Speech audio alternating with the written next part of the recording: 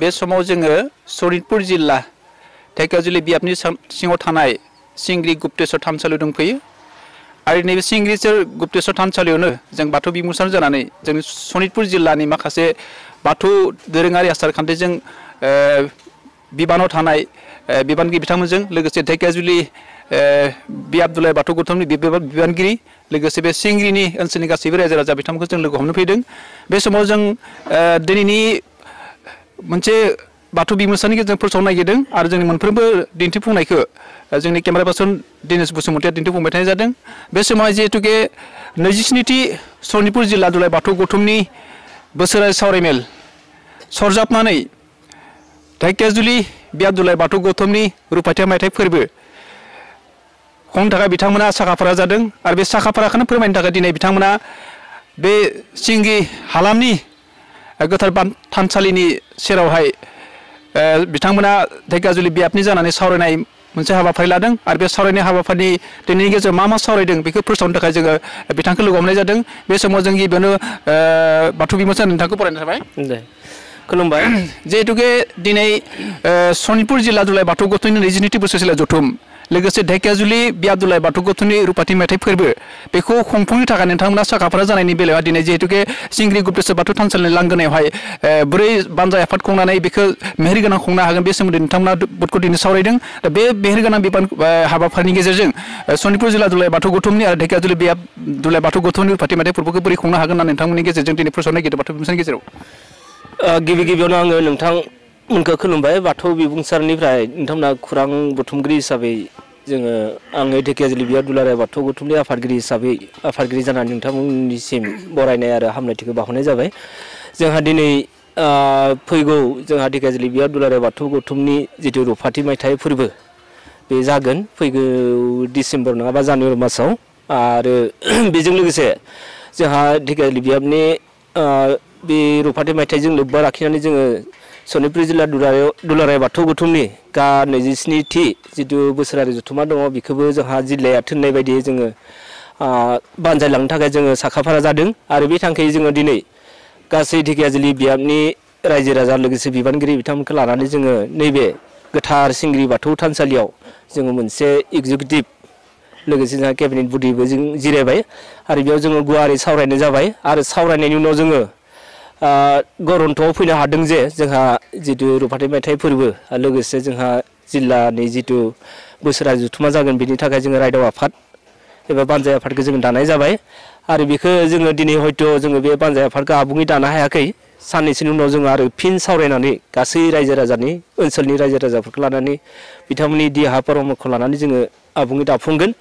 आरो जों मिजिंथिदों जोंहा दानो गोनां जिथु बानजाय आफाद बियो जोंहा फैबाय थानाय जिथु रुपाथि मायथाइ फोरबो लोगोसे जिल्लानि जिथु जथुमा बेखौ जोङो मोजाङै मोजां बानस'लांनो हागोन होननानै जोङो मिजिंथिदों आरो जिहेतुके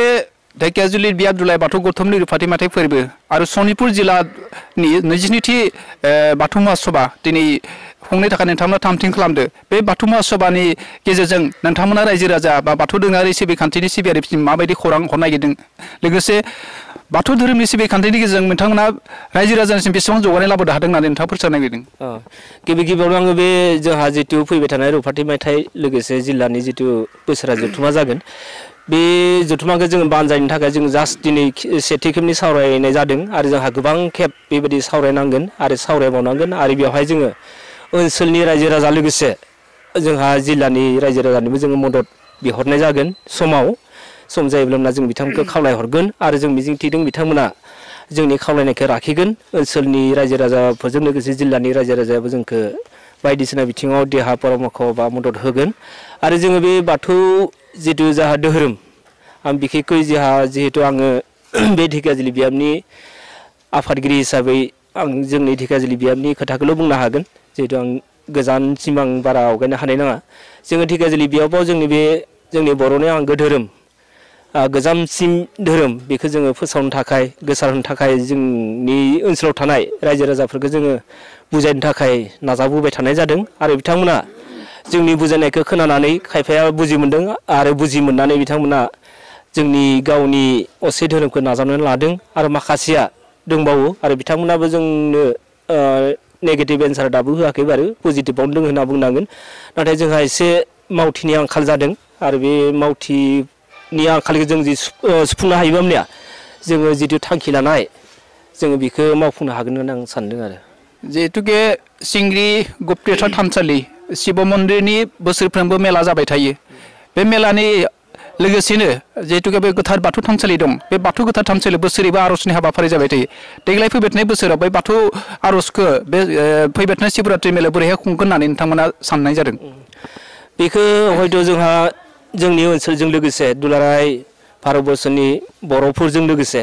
आरो गुबुन गुबुन हारिनि मानसिफ्राबो मिथिखायो बा जायबानोखि जारिमिन फरायदों बिथांमोना मोनथिगोन जोंहा बे सनितपुर जिल्लानि सिङाव थानाय नैबे सिंग्रि गुप्तेश्वर थानसालि होनना बुङो बियो खुब मोजां समायना जायगा मिथिंगायारि सिनारि थानाय जायगायाव दङ बे थानसालिया जोंहा ओरैनो शिब बाबानि मन्दिर होनना बुङो नाथाय बियो जोङो जुदि बुरखांना नायोबा मोनथिनो मोनो जे बियो गोजाम बर' रायजो राजानिनो मन्दिरमोन सानसे समाव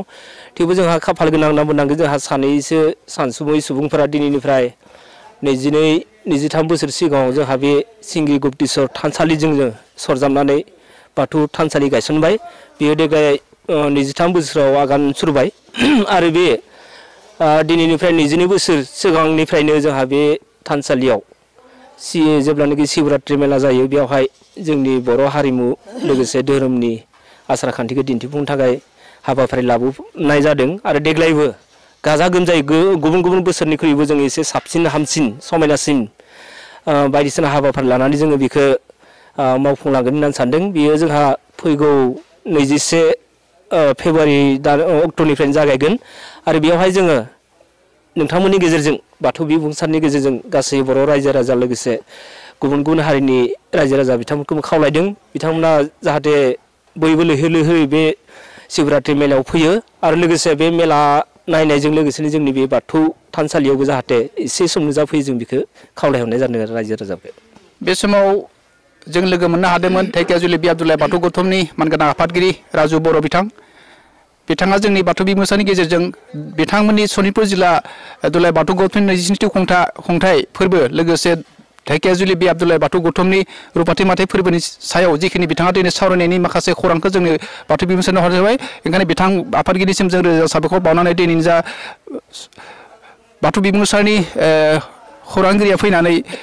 बा नोंथांमोनखौ बेबायदि रादाब लानो मोननानै बा फोसावनो मोननानै जोङो बाथौ बिबुंसारनि बरायनायजों लोगोसे दिनै जा सुंथाब सावरायनाय हाबाफारिखौ जों एसेनो थुंगिनाय जाबाय गोजोन्थों